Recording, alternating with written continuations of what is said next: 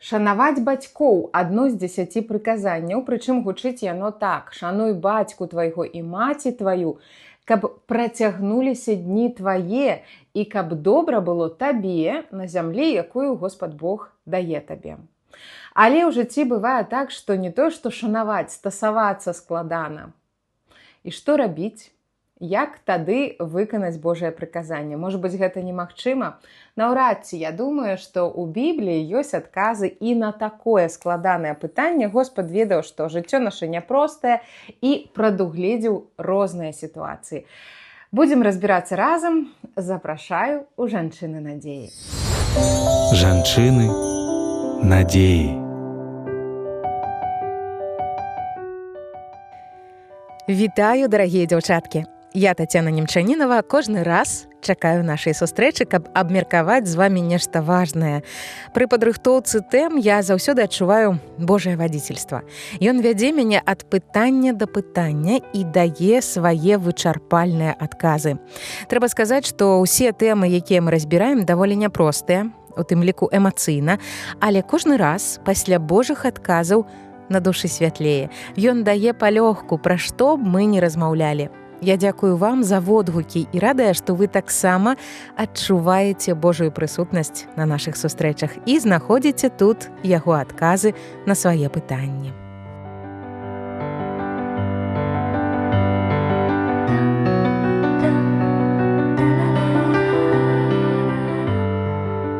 Сёння мы пастараемся зразумець, як выконваць прыказанне шанаваць бацькоў, калі сваімі паводзінамі яны гэтага не заслугоўваюць.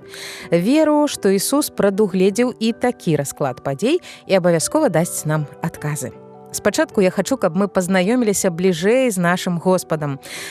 Будзьце ўявіць сабе, той, хто быў ад самага пачатку, калі не было яшчэ сусвету, той, хто прысутнічаў пры раздзяленні водаў і сушы, пры першым уздыху першага чалавека, узяў і сам стаў кропачкай у жываце жанчыны.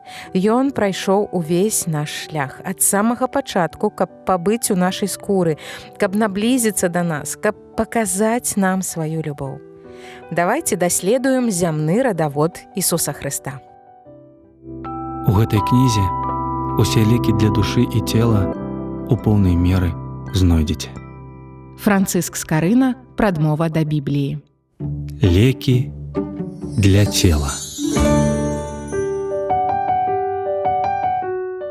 У Бібліі ёсць 4 апісання жыцця Ісуса, 4 Евангелля. 3 з іх напісалі людзі, якія асабіста ведалі яго. Гэта Мацвей, Марк і Ян. Яны былі вучнямі Ісуса і шмат часу праводзілі побач з ім. Яшчэ адзін евангеліст – доктар Лука.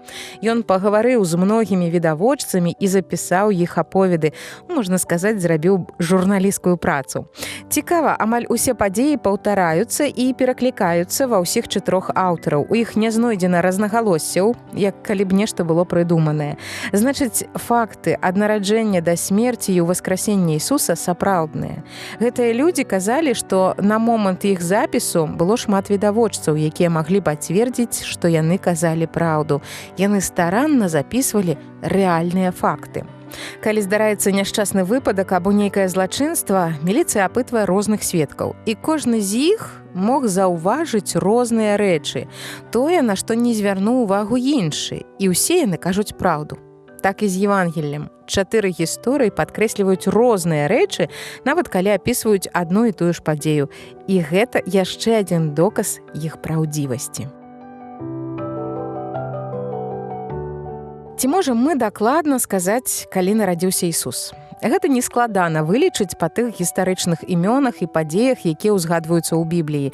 У Евангеллі ад Лукі напісана, што Ісус нарадзіўся падчас праўлення вялікага рымскага імператара Аўгуста, а пазней ён піша, што кіраўніком быў Пілат, а царом Ірад у той час, калі Ісуса забілі. Гэтыя імёны можна знайсці ў запісах Рымскай імперыі. Таму навукоўцы могуць вызначыць, калі нарадзіўся Ісус. Верагодна, гэта было ў 4 годзе да нашай эры. Такім чынам, гэта крыху больш за 2000 гадоў таму. У запісах рымскай імперыі таксама сустракаюцца згадкі пра Ісуса ў некалькіх пісьменнікаў у першыя 100 гадоў пасля яго смерці. Гэта былі рымляне і габрэі, якія чулі пра яго і ягоных паслядоўнікаў, але самі не былі хрысціянамі. Іх звесткі супадаюць з Бібліяй. Напрыклад, пра месца жыхарства Ісуса. Ён жыў у рымскай правінцыі Палестына. Яго сям'я паходзіла з гораду Назарэт, а нарадзіўся Ісус у Бэтлееме, можна сказаць, падчас вандроўкі бацькоў. Горад, дзе ён быў забіты, Ерусалім. Усё гэта рэальныя месцы, яны існуюць і сёння.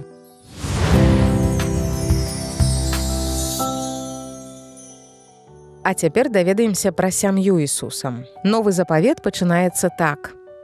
Кніга радаводу Ісуса Хрыста, сына Давіда, сына Абрагама. Абрагам нарадзіў Ісаака, Ісаак нарадзіў Якуба, Якуб нарадзіў Юду і братоў ягоных. І так далей пералічваюцца 42 пакаленні. Габрэі сапраўды вялі вельмі добрыя запісы сваіх сем'яў. Мы чытаем пра многіх пералічаных продкаў Ісуса у частках Бібліі, якія былі напісаны значна раней, у старым запавеце. Ісус ведаў, хто яго продкі. Некаторыя з іх былі царамі, некаторыя звычайнымі людзьмі. У спіс уваходзяць як жанчыны, так і мужчыны. Бог абяцаў гэтым людзям, такім як Абрагам і цар Давід, што выкарыстае іх нашчадкаў, каб дабраславіць і выратаваць увесь свет. Каго ж ён меў на ўвазе?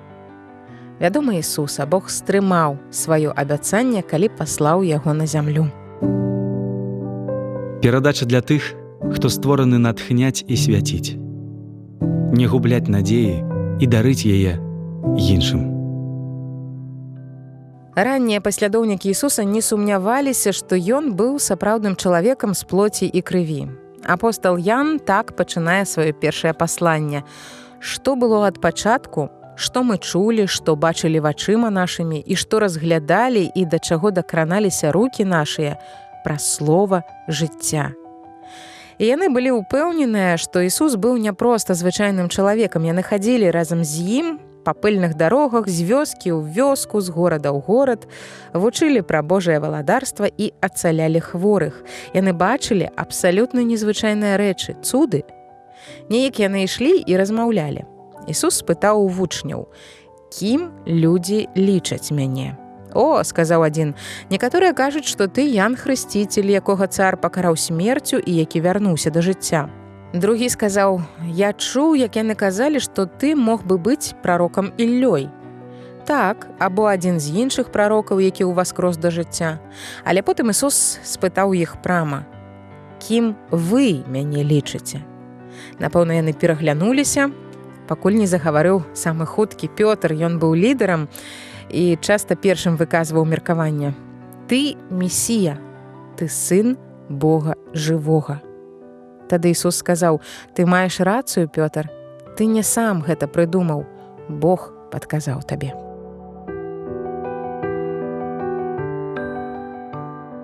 Давайце уявім гэтую сітуацыю і падумаем, што рэальна маглі адказаць людзі на такое пытанне. Мяркую, яны маглі б сказаць, што Ісус быў цесляром, ён рабіў мэблю з дрэва, як зямны яго тата Язэп.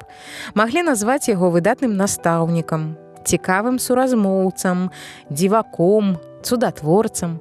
Але тое, што сказаў Пётр, было вельмі смела. Ён назваў Ісуса Месіяй.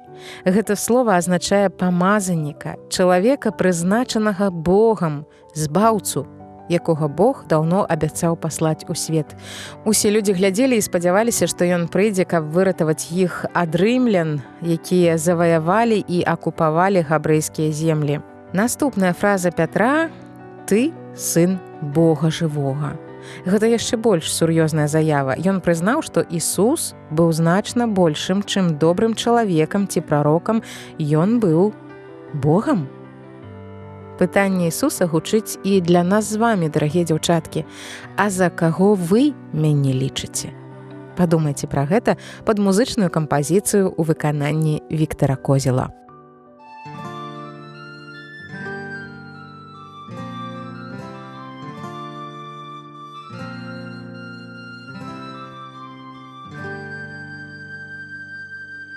Вось дева ва ўлоні зачне і народзіць сына, і дадуть яму ім'я Еммануїл. Бо дитя народиться нам, сын буде дадений нам, уладарство на плечах у яго, і дадуть яму ім'я. Дивозный дар Отца, Бог моцный, Батька вечности, князь миру. Ён узяў на сябе нашыя немачы, забраў нашыя хваробы, а мы думали, ён быў паранены, пакараны і знішчаны Богам. А ён дивозный дар Отца, Бог моцный, Батька вечности, князь миру.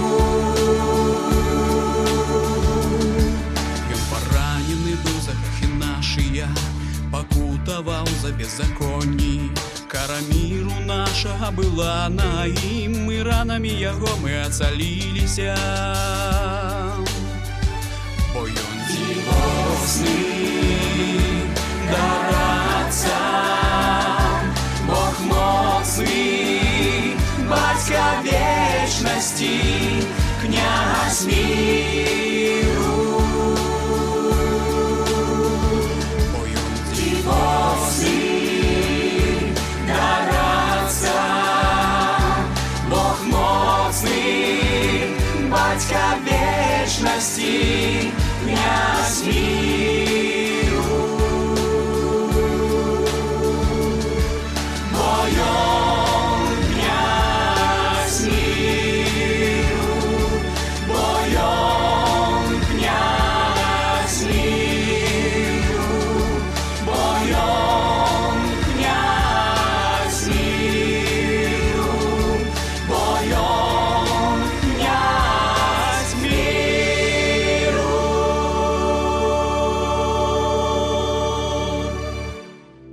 У гэтай кнізе усе лекі для душы і цела у поўнай меры знойдзеце.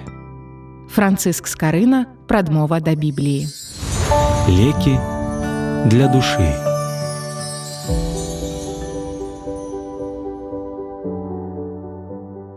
Дарагі дзяўчаткі, мы пераканаліся, што Ісус Христос – сапраўдная гістарычная фігура, што ў яго былі зямныя продкі, сям'я. Яго прыход быў задоўга запланаваны і запісаны ў прароцтвах Старога Запавету. А цяпер пагаворым пра нашыя сям'і. Якія стасункі ў вас з бацькамі? Ці ходзяць яны ў царкву, ці жывуць паводле Слова Божага? А калі яны яшчэ не сустрэліся з Ісусам, ці распавядаеце вы ім пра збаўленне?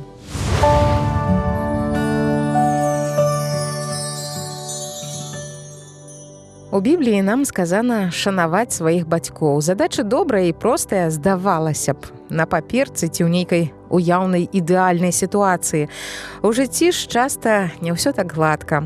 Бывае, што паважаць бацькоў складана, і не заўсёды гэта залежыць ад дзяцей. Што значыць шанаваць бацькоў і як гэта выканаць у няпростай сітуацыі?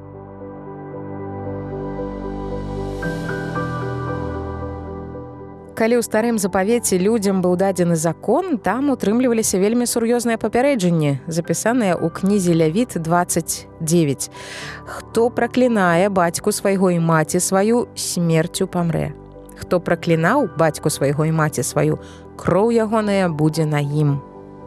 Мы чытаем гісторыю Абсалома, сына Давіда, які паўстаў на свайго тату з вайной, і асуджаем яго. Але пры гэтым ёсць гісторыя Йонатана, сына цара Саула, які супрацьстаў бацьку за тое, што той хацеў забіць Давіда, памазанца Божага на трон і сябра свайго сына. Йонатан зліваў Давіду інфармацыю пра намеры і планы бацькі. І мы ўхваляем гэта. Значыць, ёсць розніца, з якім намерам супрацьстаць бацькам, супраць чаго спрачацца і за што змагацца. Больш за тое, калі не змагацца са злом бацькоў, можна самім стаць такімі ж. Бацькі нашыя грашылі, і іх няма, і беззаконні іхнія мы носім. Плач Яреміі 5:7. Гора вам, што будуеце магілы прарокам, а бацькі вашыя забівалі іх, сказана ў Лукі 11:47. Але Бог яшчэ ў старым запавеце вызначыў, што дзеці не мусяць несці адказнасць за грахі сваіх бацькоў. У тыя дні не будуць яны больш казаць: бацькі елі горкія ягады, а зубы сыноў здрантвелі.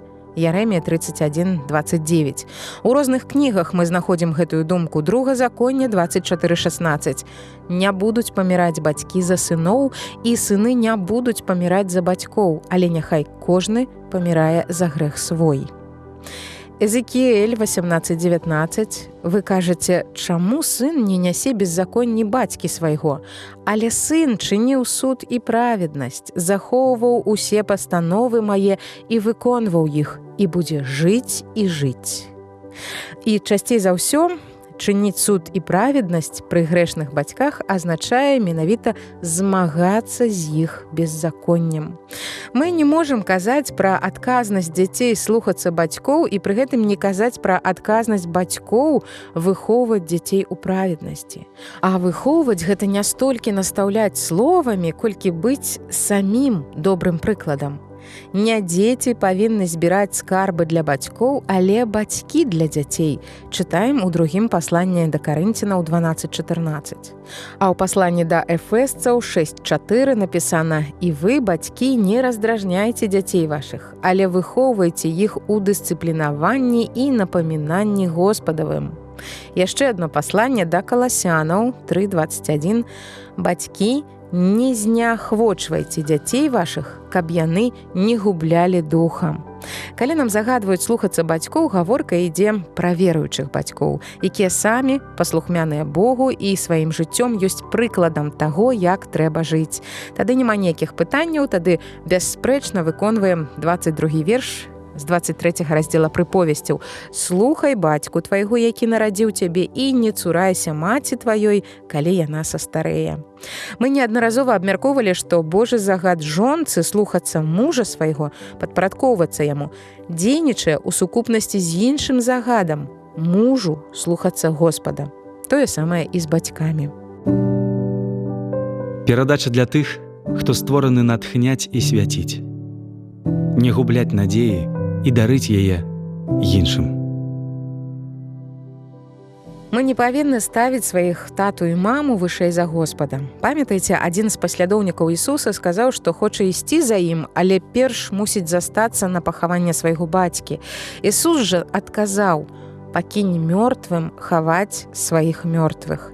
І ў гэтых словах больш, чым канкрэтная драматычная жыццёвая гісторыя. Гэта метафора. Пад мёртвымі маюцца на ўвазе духоўна мёртвыя людзі, якія не паверылі ў Ісуса Хрыста і не атрымалі нараджэння звыш. Мы мусім маліцца за пакаянне неверуючых бацькоў, прапаведваць ім. І гэта ёсць самай вялікай праявай пашаны.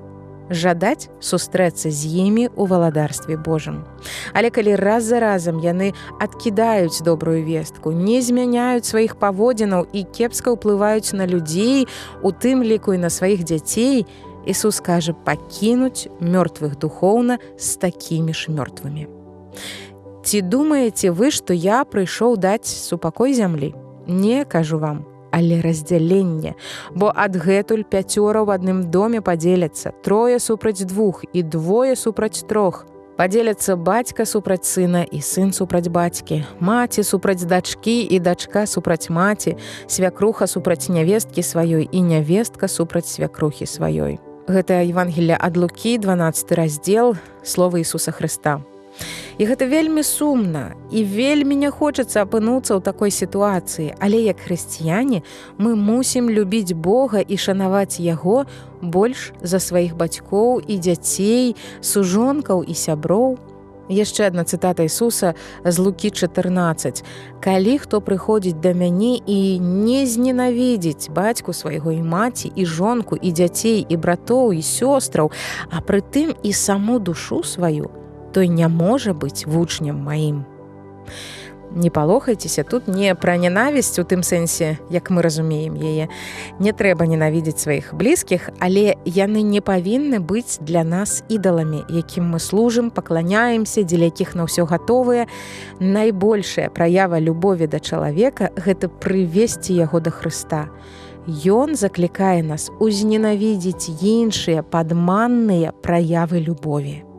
Ісус сам быў прыкладам ва ўсім, што нам загадаў рабіць, пакуль жыў на зямлі ў чалавечым абліччы. Неяк ён прапаведаваў перад вялікім натоўпам, а вучні падышлі і паведамілі яму, што маці яго і браты стаяць на вуліцы, не могуць прайсці да яго і хочуць пабачыцца. На што Ісус адказаў: «Маці мая і браты мае – гэта тыя, якія слухаюць Слова Божае і выконваюць яго». Чаму ён так зрабіў? Ён не шанаваў сваю маці? О не, шанаваў, і ў гэтым ён таксама быў нам прыкладам. Паміраючы на крыжы, Ісус паклапаціўся пра маці Марыю, пакідаючы апеку над ёй свайму вучню Яну, ёй, якая стаяла ля ног яго. Ён прамовіў: «Жанчына, вось сын твой», паказваючы на апостала. Вельмі шчымлівы момант, поўны любові і клопату. Дык чаму ж ён не выйшаў тады, калі яны чакалі яго на вуліцы за натоўпам? Для нас, каб паказаць прыярытэты. Нішто не павінна адцягваць ад абвяшчэння Божага валадарства. Гэта галоўнае.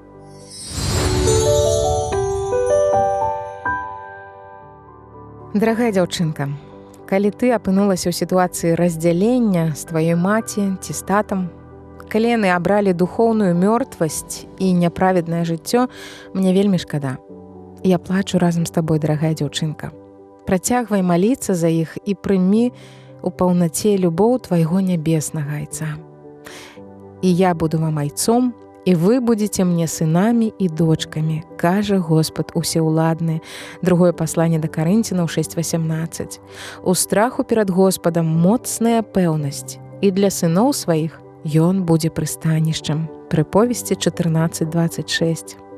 Давай цяпер разам памолімся. Дарагі Господ, ты бачыш боль і смутак тых, хто раздзелены са сваімі бацькамі.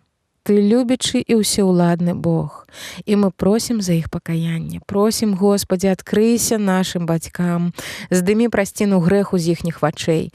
Дабраславі нас быць цярплівымі і любячымі да іх, трываць у малітве, аж пакуль святло Евангелія не прыйдзе ў іх жыццё. Ты ведаеш, як цяжка бывае ў стасунках з бацькамі, якія не хочуць адмаўляцца ад грэху. Прашу Цябе, Божа, напоўні кожную дзяўчынку і хлопчыка, якія зараз з намі, тваёй любоўю і сілай клапаціцца пра нашых бацькоў. Пазбаў, калі ласка, ад болю, запоўні пустэчы ў нашых душах, якія яны не змаглі запоўніць сваёй бацькоўскай любоўю. Дапамажы нам прабачыць ім. І дай нам, Божа, не ставіць нічога ў сваім жыцці вышэй за Цябе, у тым ліку і стасункі з нашымі блізкімі. Слава Табе і хвала навечна. Амен. Скарбонка.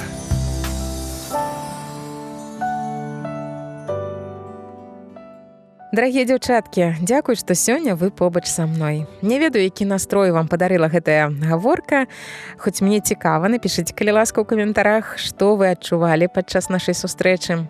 Мне хацелася, каб выпуск атрымаўся не сумным, а абнадзейваючым. Каб мы разважалі не з пазіцыі крыўды, а любові да нашых бацькоў. Такіх жа недасканалых, як і мы з вамі. Зрабіць нас лепшымі, даць сілу, якой мы не валодаем, можа толькі Ісус. Калі мы запросім яго ў сваё жыццё і пасадзім на троне свайго сэрца. Ніхто з нас не заслугоўвае яго любові і клопату. Але ён аддаў сябе, сваё жыццё за нас і за нашых бацькоў у аднолькавай меры. Бог любіць нас такімі, як ёсць. І гэта важны аргумент у шанаванні сваіх бацькоў, які блат жыцця яны не вялі цяпер. Магчыма, яны не заслугоўваюць павагі, і нам цяжка стасавацца з імі. Але раз Бог палюбіў нас грэшнымі, то і мы можам знайсці ў сабе пашану да бацькоў, праяўляць яе ў любы спосаб і старацца пазнаёміць іх з Хрыстом праз прыклад свайго жыцця. Жанчыны надзеі. Я вельмі хачу пакінуць нам прыемныя ўспаміны пра гэтую сустрэчу і прапаную паслухаць цёплы верш сучаснага аўтара Антона Янкоўскага «Вярнуўшыся ў родную хату». Вярнуўшыся ў родную хату, народны прысеўшы парог, ты скажаш: «Дзень добры, мой тата». Падумаць, прайшло столькі год. Маршчыністы твар усміхнецца і скажа: «Мінаюць гады, але застаюцца навечна святымі сям'я, дом, бацькі». Вярнуўшыся ў родную хату з сям'ёй за святочным сталом, сустрэўшы заплаткай каляды, успомніш дзяцінства сваё. І рэха малітвы сумеснай гучыць, як бацькоўскі наказ: «Вас можа раскідаць па свеце, але прылятайце да нас». Вярнуўшыся ў родную хату, адкуль б'е крыніца твая, цяпер дзе адно маці з татам стаяць ля пустога двара, і вуліцай зноў выглядаюць, калі ў дом вярнуцца сыны. А дзеці лісты дасылаюць: «Вам дзякуй, што ў свеце ёсць вы». І робішся зноўку багатым ад шчырых усмешак і слоў, вярнуўшыся ў родную хату да родных, любімых бацькоў. Скарбонка.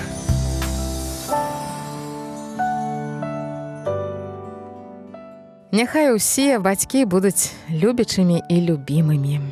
І якія адносіны не былі б у вас сёння, дарагая дзяўчынка, ведай, што ты каштоўная. Я, Тацяна Немчанінова, з радасцю буду чакаць цябе тут, а таксама ў тэлеграм-канале «Жанчыны надзеі». Ты можаш звязацца са мной праз e-mail women of hope bell у адно слова @gmail.com альбо па пошце Транссусветнае радыё, праграма «Жанчыны надзеі», паштовая скрыня 45, індекс 224 020, горад Брэст 20. Да хуткай сустрэчы. Будзь дабраславёнай, сястра.